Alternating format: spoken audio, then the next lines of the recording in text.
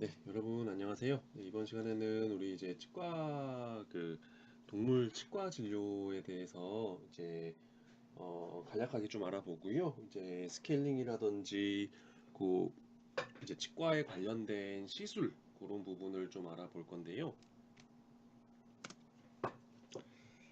우리가 이제 동물병원에 내원을 하게 되면은 이제 치과 같은 경우에는 자, 한번 생각을 해보면 사람하고 동물하고 좀 차이점이 극명하게 있어요. 이게 무슨 말이냐면은 동물 같은 경우에는 이제 그, 그 말을 못하죠, 그죠? 의사 표현이나 이런 부분을 못하기 때문에 이게 보호자가 그러니까 관찰을 잘 해서 어디가 문제가 되는지를 좀 살펴줘야 됩니다. 그게 좀 차이가 그게 참 커요. 그리고 치과 같은 경우에는 가장 큰 차이점이 뭘까요? 우리 치과 이렇게 보면은 사람은 만약에 치통이나 아니면은 뭐 다른 치아에 문제가 있어요. 스스로 이제 감지를 하죠. 아유, 이빨 아프네. 아이고, 어디가 시리네. 아니면은 막 씹는데도 아이고 너무 아파가지고 안 되겠네. 우리 오복이라고 하죠. 그 다섯 가지 복. 그 중에 하나가 이제 그 이빨 이에 관련된 그 치아에 관련된 그런 게 있을 만큼 굉장히 통증이나 이제 삶의 질하고 좀 굉장히 좀 크게 밀접하게 관련이 있죠. 근데 이제 동물들은 어떨까요? 동물들은 양치질을 일단은 시켜줘야 됩니다. 스스로 양치질을 하지를 못해요. 이게 야생이나 이렇게 이제 뭔가 밖에서 예전에 이제 그 집에서 키우는 강아지들이나 고양이들은 수명이 엄청나게 길어졌어요. 사람도 마찬가지로 이제 문명이 발전하면서 치아라든지 이런 부분도 예방을 하기 시작했죠. 그러니까 양치질이라고 하는 이런 예방 방법을 알게 되면서부터 이렇게만 하면은 브러쉬질, 그러니까 브러쉬 양치질만 잘 하게 되면은 치석과 치태만 그것만 잘 그 컨트롤만 해주면은 치아가 굉장히 좀 튼튼하게 오랫동안 잘 유지가 되더라. 이런 게 알려지기 시작하면서 양치질을 계속 하죠. 근데 이제 동물들은 그런 걸 알 수가 없죠. 그저 말이 안 통하니까. 그래서 이제 보호자가 억지로 그거를 시켜줘야 되는데, 이게 쉽지가 않죠. 그죠? 어떤 애들은 정말 막 그 입 만지는 거 자체도 싫어하는 애들도 있고, 양치질 한번 하고 나서 뭐 완전 이제 뒤집어지는 애들도 있죠. 그 완전 이제 도망가고 양치 칫솔을 꺼내는 즉시 도망가기 바쁜 그런 애들도 있고, 여러 가지 어떤 상황이 있다 보니까 예방 차원의 어떤 양치질이나 이런 부분이 생각보다 너무너무 힘들 수 있어요. 그죠? 그러다 보니까 이게 이제 동물병원에서는 스케일링이라든지 이런 부분이 굉장히 일반적인데 이게 이제 그 동물들 같은 경우에는 말도 못하고 이제 그러다 보니까 여러 가지 어떤 다른 사람하고는 좀 차이가 있죠. 많은 문제점이 있죠. 그죠? 그래서 이제 그 동물들도 마찬가지입니다. 이제 나이가 들면 들수록 또 양치질을 좀 안 하면 안 할수록 입안에 이제 문제가 생기기 시작하면서 입냄새가 나기 시작하죠. 입냄새의 가장 큰 원인이 이제 치석하고 치주 질환이라고 합니다. 치석. 우리가 이제 치석이라고 하면은 이빨에 막 단단한 게 플라크라고 해서 치태가 계속적으로 끼게 되면은 찌꺼기 같은 게 끼게 되면은 그게 이제 돌을 만들어요. 돌을 만들어서 치석과 치주 질환을 유발을 시킵니다. 치석 같은 경우에는 이게 이제 계속적으로 쌓이게 되면은 결국에는 잇몸에 염증을 일으키게 되죠. 그걸 이제 치주 질환이라고 하는데 잇몸 염증이 계속되면 당연히 치아 뿌리가 문제가 되게 되고요. 치아 뿌리가 염증이 생기면 그거를 이제 치주 질환이라고 하죠. 통증을 유발을 시켜요. 그리고 이제 입냄새도 유발을 시켜서 냄새도 많이 나고 그리고 이제 뭐 여러 가지 어떤 합병증이라든지 세균 감염 심지어는 이제 그게 심각한 어떤 질병으로 진행이 될 수도 있어요. 폐혈증이나 드물긴 하지만 심내막염이라고 해가지고 이렇게 이제 치아를 통해서 잇몸을 통해서 염증이 계속적으로 몸 안에 들어오다 보면은 염증이 쌓이고 쌓여서 다른 장기에도 문제를 유발을 시킬 수가 있습니다. 생각보다 많은 비율로 개는 거의 한 80%, 10마리 중에 뭐 8마리는 치주 질환이 있다고 해도 무방할 정도로 나이가 들면은 거의 다 온다는 말이죠. 엄청나게 많은. 왜냐면 사람도 예를 들어서 치아를 쓸 만큼, 그러니까 이게 이제 기능이 다 했다라고 하면 이제 다른 방법을 통해서 뭐 임플란트라든지 예를 들어서 뿌리를 뽑았다라고 한다면 이제 임플란트를 할 수 있는 옵션도 있고, 만약에 그거를 유지를 하기가 힘들다, 전체적으로 다 망가졌다라고 하면 우리가 이제 틀니를 쓰기도 하죠. 틀니를 이렇게 좀 활용을 해서 이제 치아의 기능을 좀 대신하기도 하는데, 이제 강아지나 고양이 같은 경우에는 그게 불가능하죠. 그죠? 그래서 이제 이게 정말 많은 비율로 개는 80%, 고양이는 한 70%이 정도면 엄청나게 높은 확률입니다. 그러니까 나중에 나이가 들면은 거의 다 온다고 보면 돼요. 나중에 거의 다 문제가 됩니다.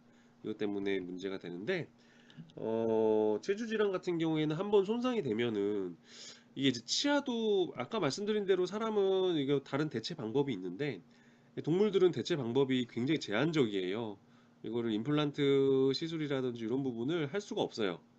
물론 하는 경우도 정말 이제 특이 케이스로 하긴 할 수는 있겠지만, 일반적으로 이제 발치하고 나서 어떤 치아를 새로 만든다든지 어떤 대체할 수 있는 어떤 부분을 준다든지 이런 부분은 거의 없습니다, 동물들은.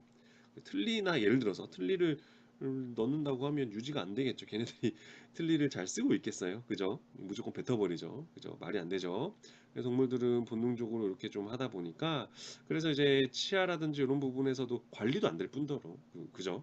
틀니나 이런 부분을 넣었다고 하더라도 있긴 있어요. 정말 예외적인 어떤 특수 상황이나 정말 이제 뭐 외국의 실험적으로 어떤 부분에서 이제 그런 치료나 이런 부분을 하는 경우도 있긴 합니다. 아예 없진 않아요. 신기한 경우도 많아요. 근데 그게 대중적이지가 못하다는 거죠. 왜냐면은 아까 말씀드린 대로 양치질도 제대로 안 되는 상황에서 이런 부분에서 이제 유지나 이런 부분이 굉장히 힘들죠. 그래서 이게 어렸을 때는 예를 들어서 유치가 한번 빠지고 그런 경우에는 치주 질환이 안 생기게끔 예방하는 게 정말 중요합니다. 뭐 사람도 마찬가지죠. 한번 망가져서 치주가 문제가 생기면 이거 돌이킬 수가 없어요.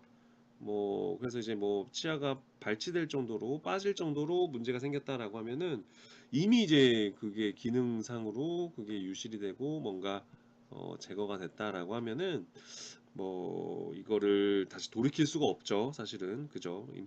사람은 임플란트나 이런 부분으로 대체할 수 있는 게 있다고는 하지만 동물들은 굉장히 제한적이고, 그리고 치주 질환이 이미 진행된 상황에서는 치아 이제 나중에 이제 발치밖엔 방법이 없어요. 발치를 할 수밖에 없는데, 그래서 이제 발치를 하게 되면은 이빨이 없는 거죠. 그러면 어떻게 하겠어요, 동물들은? 보통 사료를 삼키게 됩니다. 그죠? 씹지 않고 그냥 사료를 삼켜요. 그래서 뭐 유동식이라고 하는, 우리 사람으로 치면은 뭐 죽 같은 그런 부분으로 이제 대체하기도 하고요. 왜냐면 이제 나중에 우리 동물 강아지나 고양이 같은 경우에는 정말 한 1개월 정말 미만의 애기들 같은 경우에는 어떻게 뭐 그 보통은 모유를 먹다가 이유식으로 넘어가죠. 그죠? 이빨이 없으니까 치아가 이제 맹출되기 전이고, 만약에 맹출을 했다고 하더라도 굉장히 미숙하기 때문에 이유식을 먹죠. 물에 말아가지고. 그죠? 물에 타서 이렇게 분유랑 섞어서 주거나 이렇게 돼야 되는데, 나중에 이빨이 다 빠지고 나서 노령견도 마찬가지입니다. 이빨이 없으니까 사료를 하나 둘 이렇게 해가지고 삼키거나, 뭐 사료 같은 경우에는 삼켜도 크게 문제가 되진 않아요. 왜냐면 이제 삼켜도 문제가 되지 않도록 만들어졌기 때문에, 뭐 이제 물에 이렇게 불려서 주는 것도 한 가지 방법이고, 그죠? 죽처럼 그렇게 이제 평생 유지를 해야 되는 방법밖에 없습니다. 씹지를 못하는 거죠, 그죠? 이가 없으면 이제 잇몸으로 씹을 수는 있는데, 우리 뭐 이가 없을 때 뭐 잇몸으로라도 씹는다라고 하는데, 이제 얘네들이 나중에 나이가 들어서 굉장히 이제 씹는 거라든지 이런 부분도 굉장히 좀 힘들어지게 되겠죠. 그죠? 그래서 여러 가지로 이제 한번 망가지게 된 치아는 다시 복구가 굉장히 힘들다라고 보시면 돼요. 특히나 이제 동물들 같은 경우에는. 그죠? 그래서 이제 이런 부분에서 예방 차원에서 할 수 있는 방법이 이제 칫솔질이죠. 칫솔. 우리 사람도 마찬가지인데 칫솔. 칫솔하고 이제 그 수의학적으로는 스케일링. 우리 그 병원에서 제일 많이 하는 치과 진료 중에서 가장 많이 하는 것 중에 하나가 스케일링이죠. 이제 시술이죠, 시술. 이거는 뭐 수술까지는 아니고 대신에 이제 차이점이 있어요. 칫솔질하고 스케일링 같은 경우에 사람은 칫솔질 매일 하죠. 교육을 어렸을 때부터 엄청 많이 받잖아요. 양치질 하세요. 양치질 깨끗하게 해야 됩니다. 어렸을 때부터 엄청 관리도 많이 받고 또 이제 양치질도 이제 버릇처럼 스스로 이제 하죠.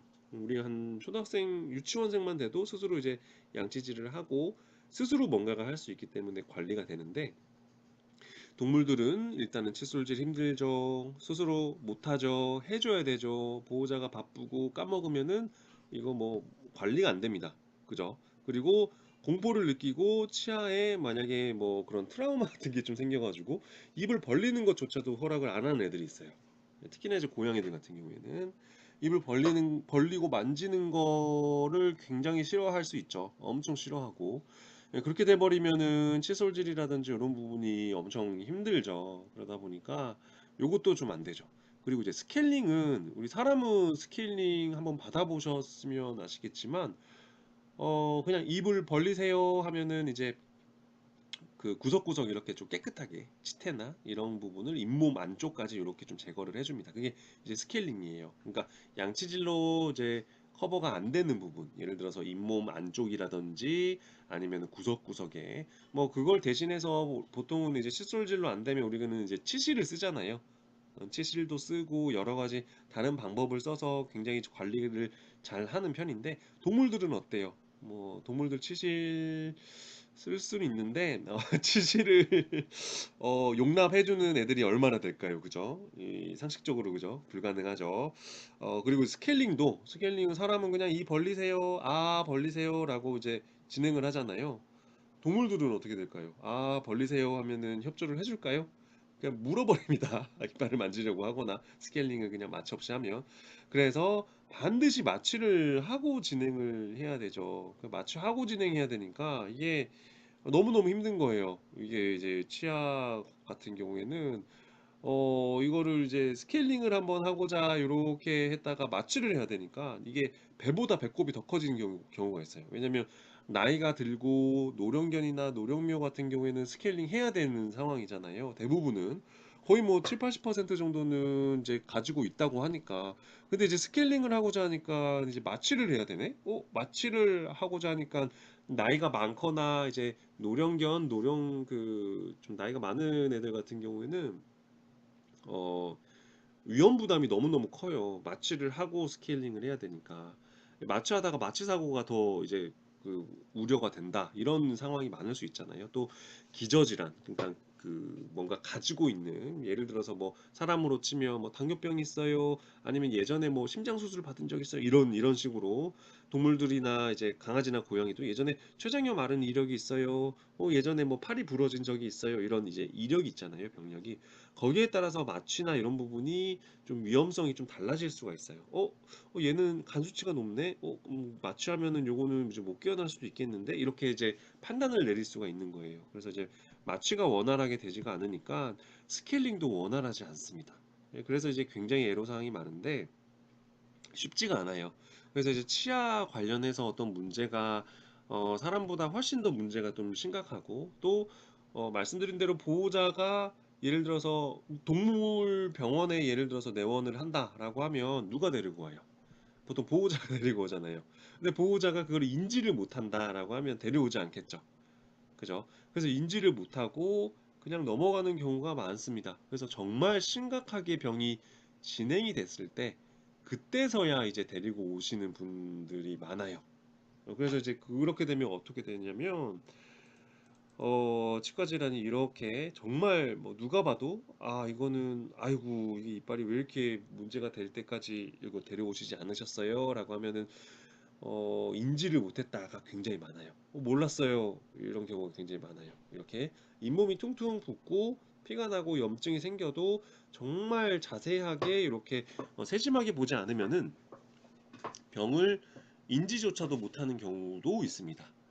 그렇죠. 그래서 이제 여러 가지 어떤 치과 질환, 질병에 대해서 인지를 못하는 경우가 굉장히 많아요. 그래서 이게 이제 대표적인 치과 질환이 어떤 게 있냐면 이제 유치 잔존. 우리 유치가 한번 갈리죠.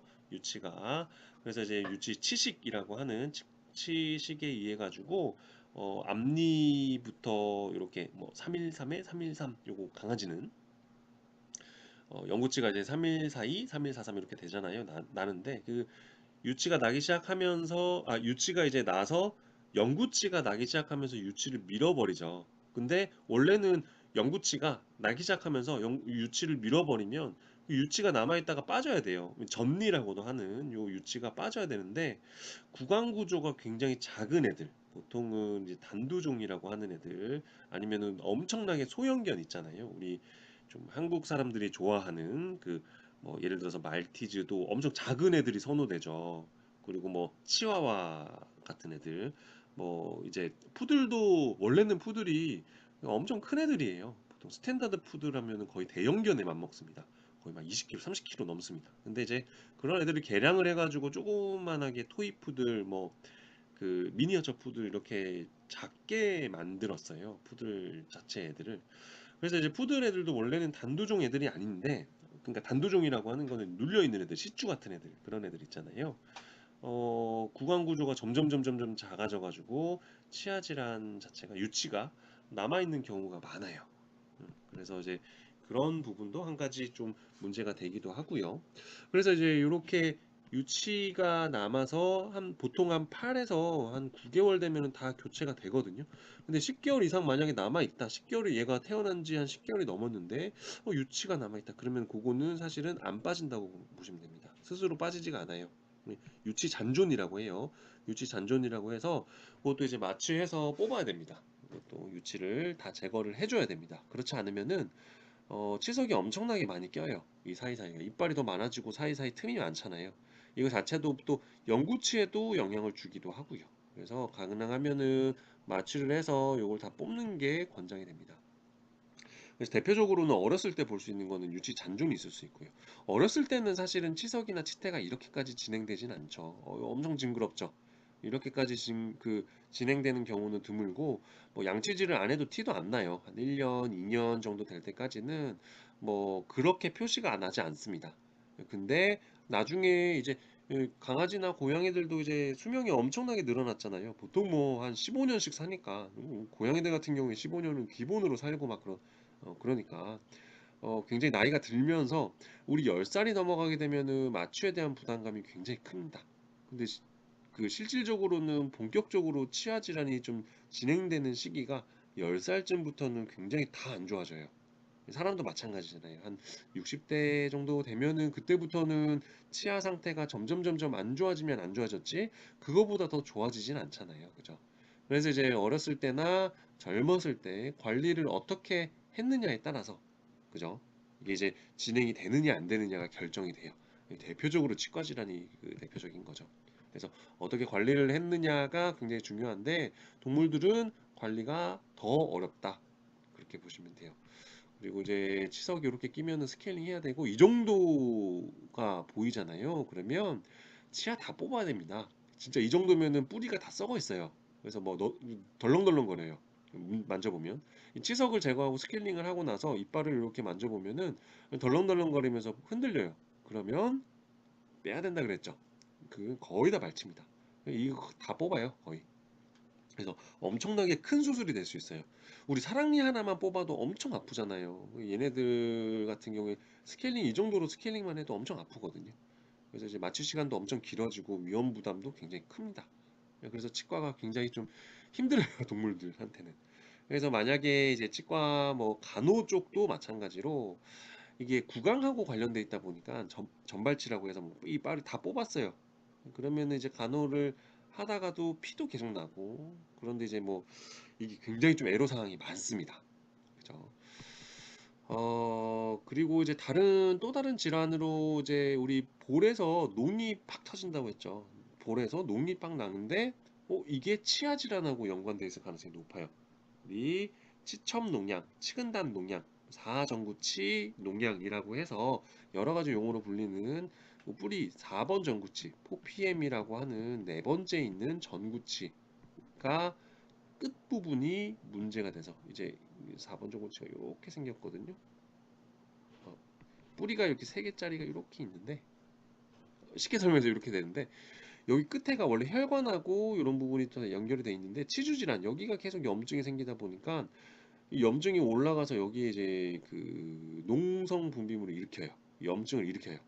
그러면 그 농이 원래는 치아 잇몸이면 잇몸에서 문제가 돼야 되잖아요. 근데 이게 어디까지 뿌리가 어디에 있냐면 눈 바로 밑에까지 뿌리가 있어요. 그래서 눈 여기서 터져버립니다. 피부 쪽으로. 그래서 이제 요게 눈 밑에 농성 분비물이 보이는데 이게 치아 질환인가? 라고 보실 만큼 치아 질환일 가능성이 굉장히 높습니다. 이게 이제 농성 분비물이 볼에서 이렇게 터지는 경우가 잘 없어요. 근데 딱 이제 이빨을 딱 들어봤을 때 여기가 완전 썩어 있죠. 엄청 퉁퉁 부어 있고 그러면 치첨 농양, 그러니까 치근단 농양을 의심을 합니다. 그럴 경우에는 다 뽑아야 돼요. 진짜 이거 방법이 치과는 조금 간단 명료한 게 해결책은 뽑으면 끝납니다. 그죠?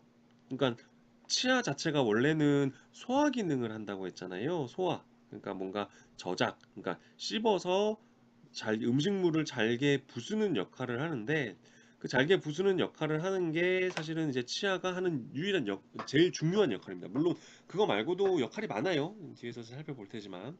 근데 일반적으로는 이제 이런 부분에서 이제 저장 역할을 해야 되는데 더 이상 이제 저장 역할이 불가능할 경우 뭐 통증도 유발하고 침 질질 흘리면서 막 부종만 일으키고 이런 경우에는 그냥 뽑습니다. 그죠? 그러면 아무 문제도 발생하지 않아요. 그러면 통증도 없어지고 염증도 사라지고 그래서 발치를 합니다. 대신에 이빨이 없는 거죠. 삼키는 거예요. 그죠? 그래서 결과적으로 치아는 문제가 생기면 최종 단계는 발치입니다. 뽑으면은 모든 게 해결돼요. 진짜 뽑으면 모든 게 해결돼요. 근데 뽑으면 모든 게 해결되지만 치아를 잃는 거죠. 그죠? 그래서 최대한 치아는 보존하려고 노력을 하는 거고요. 그 보존이라고 하는 거는 최대한 살리려고 노력을 하는 거예요. 사람도 마찬가지잖아요. 우리 충치가 생기면 그 레진이라고 해서 그쪽 부분을 떼워서 최대한 이제 이빨 기능을 보존을 하려고 노력을 하잖아요. 뭐 이빨 뽑아버리면 끝나는 거죠. 그죠? 그죠? 그래서 치료는 간단 명료합니다. 그래서 이제 여러 가지 또 이런 그런 부분 말고도 이제 사람도 뭐 보철 아니면은 구강 쪽으로 우리 교정하는 분들도 계시잖아요. 강아지들도 마찬가지예요. 이제 하악 돌출이나 상악 돌출 같은 경우에는 교정을 고려하기도 합니다. 근데 이것도 일반적이진 않아요. 왜냐면 사람은 이제 미적 기준, 예를 들어서 외관상 뭐 어떤 뭐 그런 부분 때문에 교정이라든지 이런 부분을 굉장히 좀 선호하고 하지만 강아지들이나 고양이들 같은 경우에는 그런 미적 기준이 사실은 아유 귀엽네 하고 넘어가는 경우가 대부분이잖아요. 이게 또 길지가 않기 때문에 생명 그 사람하고 비교를 했을 때 이 그 이게 이제 유치나 이런 부분으로 유지하는 기간이 길지가 않기 때문에 교정을 하는 경우는 굉장히 드물어요. 그냥 이제 관리를 좀 더 대신에 이제 부정교합이라고 하는 거는 하악이나 상악이 돌출된 상황, 이게 맞물리는 게 잘 안 맞물려질 때, 원래는 딱 교정 정확하게 맞물려져야 되는데 이 맞물려지는 게 잘 안 될 때 부정교합이라고 하죠. 그런 부정교합이 있을 때 이게 안 맞을 때가 있어요. 그러면은 뭐가 문제가 되냐면 이렇게 치석이 많이 껴요. 이게 그냥 더 많이 껴요. 정상적인 애들보다. 그게 문제가 되기 때문에 더 노력을 해서 양치질도 잘 해주시고 이제 그렇게 해주시면 스케일링 자주 하고 이러면은 사실은 문제가 뭐 크게 생길 일은 잘 없습니다. 외관상 미적 기준에 조금 이제 얘 좀 이상하게 생겼네 이런 거 말고 그죠? 사람하고 조금 달라요. 그죠?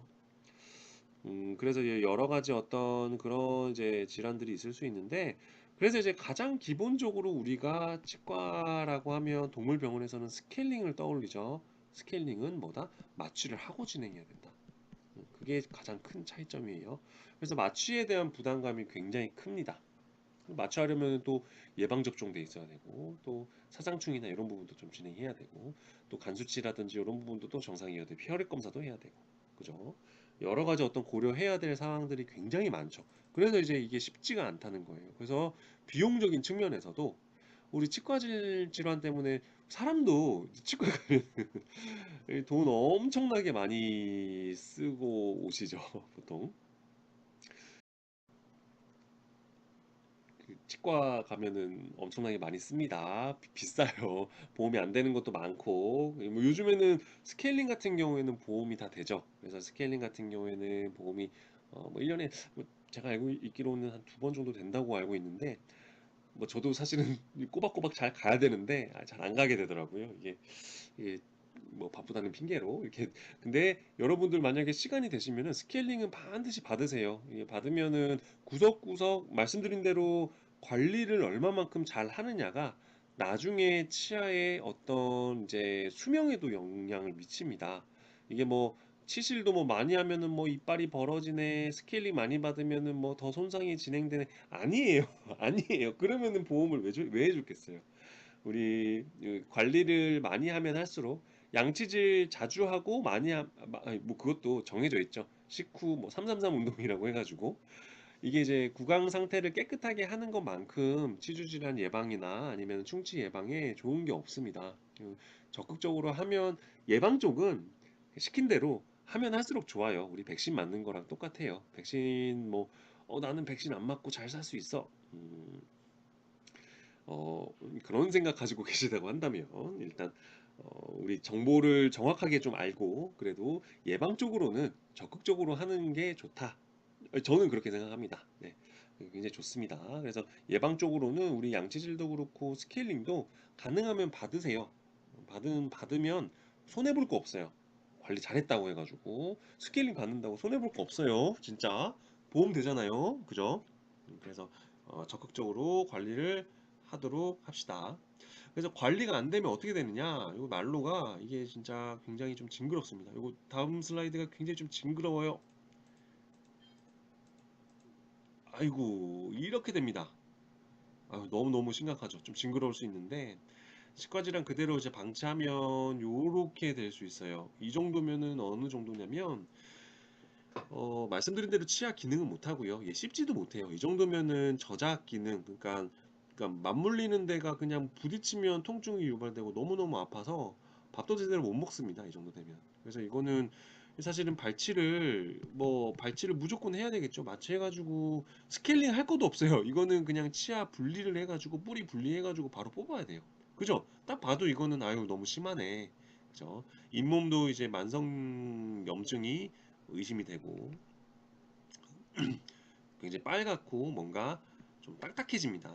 그래서 이제 이게 이제 문제가 다 되는데 결국에는 다 뽑아야 돼요. 이 정도 되면은 거의 살릴 이빨 없이 다 뽑아야 되기 때문에 나이가 굉장히 많겠죠. 이렇게까지 좀 진행이 됐다고 한다면. 근데 거의 진짜 위험성을 무릅쓰고 이게 이제 저희가 보는 기준은 여기 잇몸이 여기 있죠. 잇몸이 요렇게 있습니다. 원래는 어렸을 때는 요 기준일 거예요. 여기가 파인 거예요. 이만큼. 이빨이 이렇게 있는 게 아니고 여기가 손상돼 가지고 염증 때문에 완전 다 손상돼서 날아간 거예요. 여기도 염증이나 이런 부분 때문에 붓고 뭐 시리고 통증도 유발되고 여기 부어서 잇몸이 완전 다 날아간 거예요. 그죠? 그래서 이 정도 되면은 다 뽑아야 됩니다. 이렇게 돼요. 그래서 조심해야 됩니다. 조심해야 된다는 거는 이게 이제 그냥 관리를 안 하고 그냥 방치를 했을 경우에는 이렇게 돼버리면은 나중에는 씹지도 못하니까 밥을 못 먹어서 나중에 진짜 잘못되는 경우도 있어요.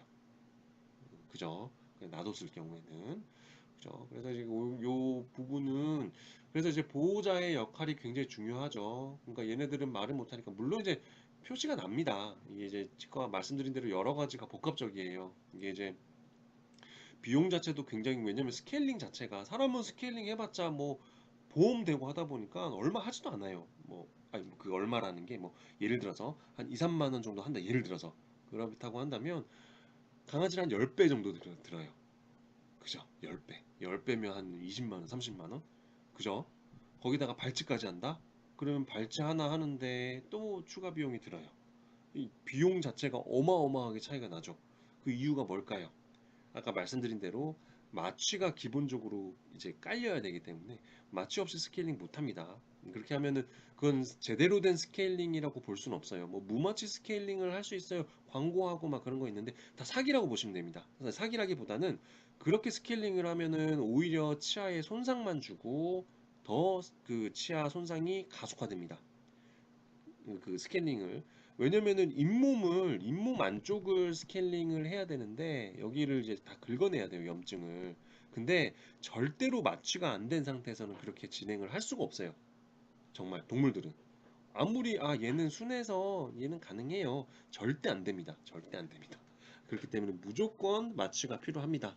마취 없이는 절대로 안 돼요. 무마취 스케일링 그거 하시면 안 돼요. 그거는 말도 안 되는 거예요. 거의 뭐 일종의 사기라고 보시면 돼요. 제대로 스케일링이 안 돼요.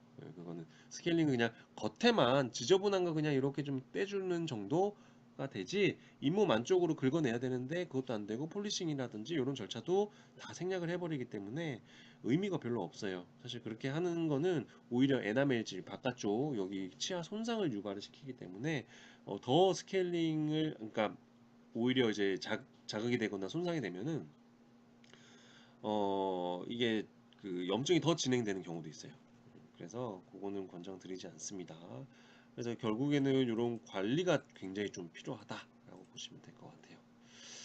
그리고 이제 구강의 기능을 조금 살펴볼 텐데, 구강은 여러 가지 어떤 기능을 하고 있죠. 우리 치아, 구강 안에 대표적으로 뭐가 제일 먼저 보이죠? 치아가 보이죠? 치아의 역할, 기능, 이런 것들도 포함이 됩니다. 뭐가 있을까요? 우리 대표적으로 구강의 대표적인 기능은 우리 먹고 살아야죠. 그죠? 먹고 살아야 되니까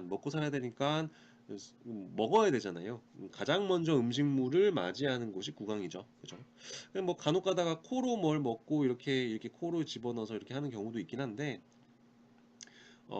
가장 반드시 우리 모든 장기는 만들어진 용도로만 써야 됩니다. 그래서 이제 그 구강 같은 경우에는 음식물이 가장 처음 접했을 때 만나는 장소죠. 그리고 치아가 이제 드러나고 있고, 그죠?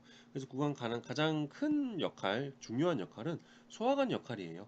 소화관 입구고 음식물을 맨 처음에 받아들이고 치아로 씹는 거죠. 그래서 잘게 부순 다음에 그거를 침샘에서 침이 나오죠. 침하고 이렇게 섞어줍니다. 침 안에 들어있는 효소, 뭐 아밀라제 같은 거 그런 것들하고 섞여서 이게 위로 넘어가게 되겠죠. 그죠? 그래서 이제 잘게 이렇게 반죽할 때 우리 이렇게 해가지고 막 쭈물쭈물 하면은 뭔가 이제 계속 큰 것도 작게 부술 수가 있잖아요. 소화라고 하는 게 잘게 부순다라는 의미죠.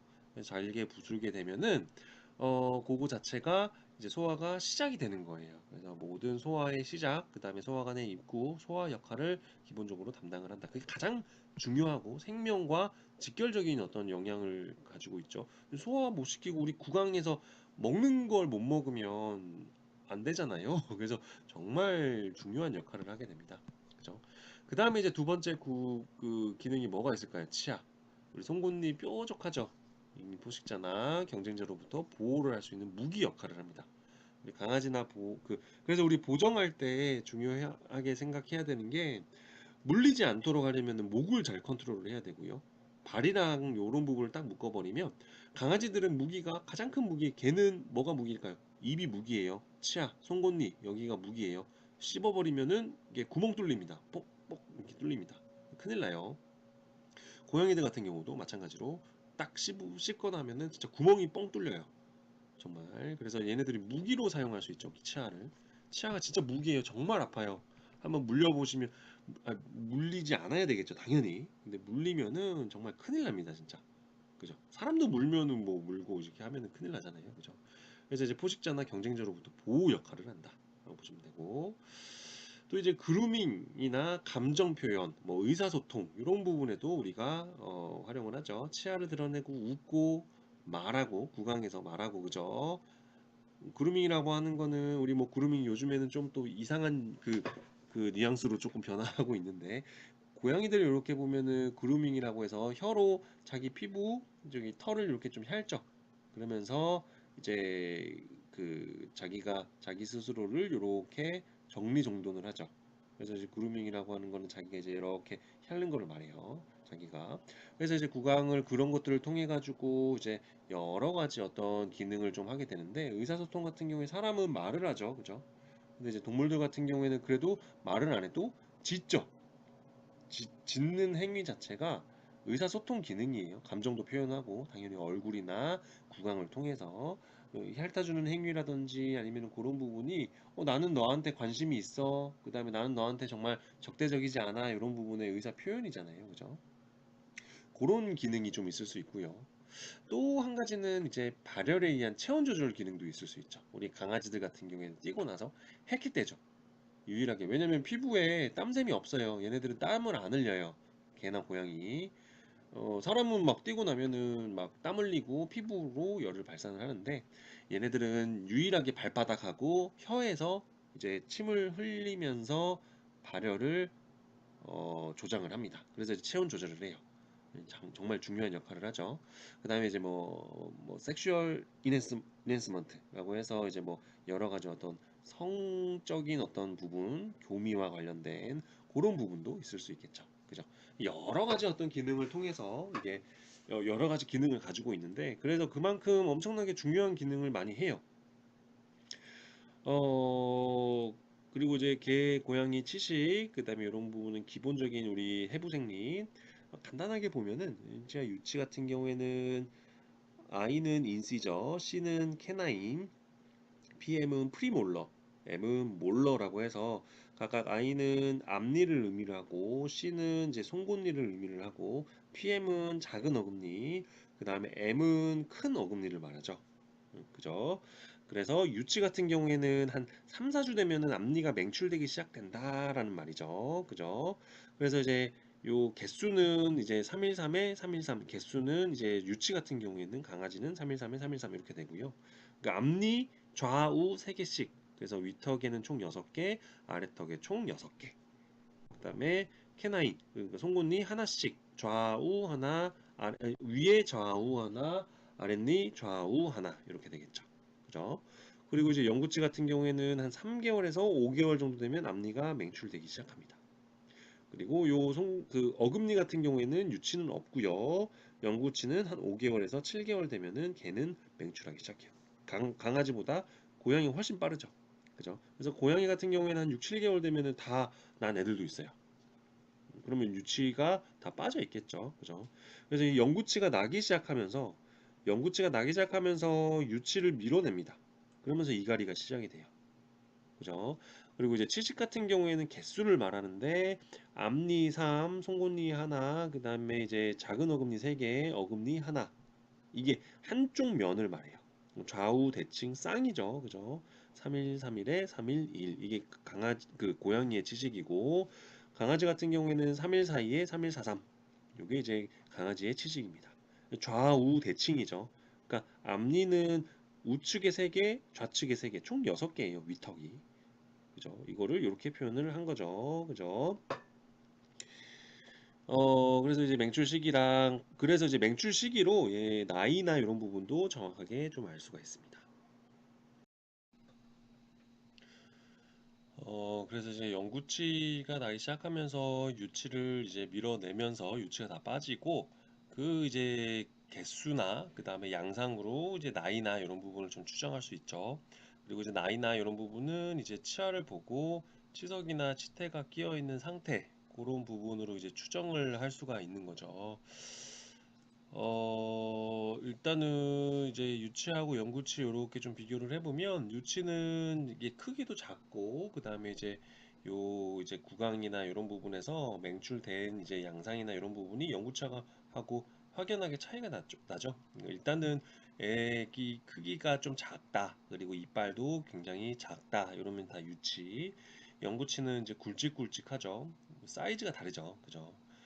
그래서 유치가 이제 어, 아까 말씀드린 대로 유치가 이제 강아지 같은 경우에는 걔는 313에 313. 그러니까 좌우 앞니가 3개, 3개씩 좌우측에 총 6개. 영구치도 마찬가지예요. 앞니는 개수가 똑같습니다. 3개, 3개, 6개. 밑에 3개, 3개, 6개. 총 앞니의 개수는 12개. 송곳니 같은 경우에는 좌우 하나씩, 아래턱 좌우 하나씩 이렇게 있고요. 요 작은 어금니는 영구치가 4개 나고 유치는 3개, 하나, 둘, 셋 이렇게 있고요. 어금니는 없어요, 유치는. 영구치가 위에는 2개가 새로 나고 아래턱에는 3개가 새로 납니다. 그리고 가장 큰 이빨, 요 밑에서는 위에서는 상악에서는 가장 큰 이빨이 네 번째 전구치가 가장 크고요. 아래쪽에서는 1번 구치, 1번 그 어금니가 구치예요. 어금니, 구치, 큰 어금니 같은 말이고, 작은 어금니, 프리몰러, 그 다음에 이제 소구치, 작은 어금니, 그 다음에 전구치 다 같은 말입니다. 그래서 그거는 각각 4개, 밑에 4개 이렇게 개수가 이렇게 되죠. 그래서 이제 영구치가 다 빠지면 유치가 다 빠지면 영구치가 이제 나오기 시작한다. 보통 이제 영구치가 유치를 밀어내죠. 그래서 이게 남아 있으면 잔존 유치라고 해서 제가 아까 전에 말씀드린 대로 이렇게 남습니다. 요거는 조금 애가 좀 심각한 건데 보통은 송곳니가 제일 많이 남아요. 다른데 앞니나 어금니나 이런 데가 다 빠지고 송곳니가 2개가 이렇게 좀 나는 경우가 있습니다. 그런 경우에도 마취를 해서 요거를 좀 뽑아줘야 됩니다. 그리고 이제 뿌리 같은 경우에는 뿌리가 이제 개수가 크게 하나짜리, 그 다음에 2개짜리, 그 다음에 3개짜리가 있어요. 하나짜리는 당연히 앞니, 그 다음에 이제 송곳니 같은 경우에는 뿌리가 하나짜리가 되겠고요. 전구치, 그 작은 어금니는 2개짜리가 됩니다. 그 다음에 3개짜리는 이제 몰러, 그러니까 어금니 쪽이 3개짜리가 됩니다. 일반적으로 그렇게 보시면 되면 될 것 같아요. 물론 다 그렇진 않습니다. 4번 전구치 같은 경우에는 뿌리가 3개짜리고 여러 가지가 있지만, 그래서 뿌리가 만약에 3개짜리다 그러면은 새 쪽으로 발치를 할 때 이빨을 뽑을 때 각각 여기를 다 잘라서 각각 뿌리를 뽑아야 돼요. 그래서 굉장히 좀 힘듭니다. 그래서 이빨 치아를 뽑는 게 쉽지가 않아요. 치아 뽑는 게 정말 이게 굉장히 힘듭니다. 그래서 쉽지 않아요. 그리고 유치 검사 같은 경우에는 이제 교합 상태랑 그 다음에 유치의 개수 이런 부분을 일단은 확인을 하는데 생후 보통 4주 때 보통 이제 많이 하죠. 그래서 이제 교합이 만약에 조금 이제 이상하다, 부정교합이다 그러면 이제 어떤 조치를 취해야 되겠죠. 그래서 이제 정상 교합은 보통은 한 생후 8주령 정도 되면은 거의 확인이 가능합니다. 그래서 이제 4주 정도 되면은 이제 슬슬 이빨이 나기 시작하죠. 요거 다 유치예요. 전니라고 하죠. 근데 이게 이제 부정교합이라고 해서 부정교합이라고 해가지고 뭐 밑에 떡이 제대로 안 나와서 하악이 원래는 요렇게 딱 잘 맞물려야 되는데, 그죠? 이렇게 딱 잘 맞물려야 되는데 우리 뭐 사람도 마찬가지죠. 이게 이제 하악이 조금 들어가거나 상악이 이렇게 들어가거나 이렇게 있으면, 그러니까 그 위턱이 이렇게 나왔는데 아래턱이 이렇게 있는 애들이 있어요. 그러면 이제 송곳니가 여기 있고 이렇게 되겠죠. 뭔가 이게 이제 뭐 하악 단소라고 해서 오버바이트, 뭐 오버라고, 아니 그 그죠? 오버라고도 많이 부르는, 반대로 이렇게 이제 하악이 들어가고 상악이 돌출된 이제 케이스가 있을 거고, 반대로 이렇게 있는데 상악이 이렇게 있는데 하악이 이렇게 돌출된 애들이 있겠죠. 턱 이렇게 나온 애들, 그죠? 언더바이트라고 해서 언더라고도 하고, 그죠? 그래서 이제 하악 쪽이 이렇게 들어 나와 있는 애들은 이 송곳니가 이렇게 되겠죠. 제가 너무 그림이 좀 이상하더라도, 그래서 이런 경우가 간혹 있어요. 대부분은 하악 돌출입니다. 하악 전돌. 그 하악 그 하악 돌출이 굉장히 많더라. 특히나 단두종한테 우리 이제 머리의 형태에 따라서 이제 주둥이가 짧은 애들, 들어간 애들, 그런 애들을 이제 단두종이라고 하고요. 중두종 같은 경우는 조금 정상적으로 나온 중간 애들, 그 다음에 길쭉하게 나온 애들 있죠. 우리 뭐 콜리나 이런 애들, 길쭉한 애들. 그런 애들이 장두종이라고 했죠. 그래서 이제 2개의 형태에 따라서 이제 분류를 하는데, 이게 다른 애들은 괜찮은데 이게 눌린 애들, 우리 퍼그, 시쭈 이런 애들 있잖아요. 기억해 보면 막 눌린 애들, 음, 퍼그 뭐 이런 애들, 그죠? 퍼그 같은 눌린 애들 같은 경우에는 이렇게 코가 굉장히 눌려 있죠. 시쭈도 마찬가지죠. 시쭈, 퍼그, 뭐 패키니즈 이런 애들, 그런 애들은 이 눌려 있죠. 그런 애들이 단두종이라고 하는데, 이런 애들이 이렇게 지금 언더 요런 애들이 많습니다. 생각보다 굉장히 많아요. 그래서 이제 동물병원에서 흔히 볼 수 있는 애들이 눌려 있는 애들, C주 중에서 하악이 돌출되어 있는 애들, 이렇게 이제 돌출되어 있는 애들이 굉장히 좀 많습니다. 그래서 정상 교합을 확인하고 그게 아닌 애들은 이제 교정을 할 수가 있는데, 동물들 같은 경우에는 이게 뭐 일반적이진 않아요. 많진 않아요. 왜냐면 뭐 차단 규정이라고 해서 발육기에 예상되거나 이미 발현되고 있는 부종 교합을 완화시킬 목적으로 시행을 하긴 하는데, 성공률이 생각보다 낮습니다. 이게 성공률이 생각보다 낮아요. 장애 정도에 따라 또 이 종류, 또 연령에 따라서 다른데, 단두종 애들 같은 경우에는 그렇게 높지가 않아요. 그래서 이제 어렸을 때 유치 자체를 다 뽑아버립니다. 다 뽑아서 이제 돌출된 부분을 최대한 완화시켜서 다 뽑아버려서, 가능하면 조기에 성장이 더딘 이제 요런 앞니하고 견치라고 하는 거는 송곳니를 말해요. 요거를 다 뽑아버립니다. 이 6에서 8주에. 그러면은 이게 정상적으로 영구치는 나니까. 그죠? 그래서 그렇게 교정을 하는 방법이 있고, 또 한 가지 방법은 치아 교정 같은 경우에는 이렇게 사람처럼, 우리 치아도 우리 사람 같은 경우에 치아 교정 많이 하죠. 이게 좀 덧니라든지 좀 이제 고르지 않은 상태의 아이들을 이렇게 교정을 해가지고 이제 교정을 하기도 하는데, 이제 강아지들은 좀 힘든 게 가만히 안 있죠. 그죠? 뭐 붙여놓거나 이렇게 하면은 그거 유지할 수 있는 애들이 거의 드물어요. 그래서 요것도 사실은 현실적으로는 그렇게 거의 힘듭니다. 간혹 가다가 뭐 하긴 한데, 치과 전문 병원, 우리 동물병원도 치과만 전문적으로 하는 이제 병원이 따로 있죠. 뭐 청담동이나 이런 데 가면은 따로 있습니다. 치과만 봐요. 동물병원에서. 그런 병원에서는 이런 부분을 하긴 하겠지만, 일반적인 어떤 동네 병원, 우리 흔히 볼 수 있는, 저도 이제 동네 병원입니다. 동네 병원에서는 뭐 이런 부분을 많이 하진 않아요. 거의 없어요. 거의 뭐 치아 교정이라든지 아니면 이런 부분을 그냥 보고 있을게요. 그냥 외관상으로 칫솔질이라든지 이런 부분 좀 더 신경 쓰고, 그 다음에 이제 우리 스케일링 이런 부분만 좀 더 신경 쓰고 유지를 잘 할게요가 됩니다. 그죠?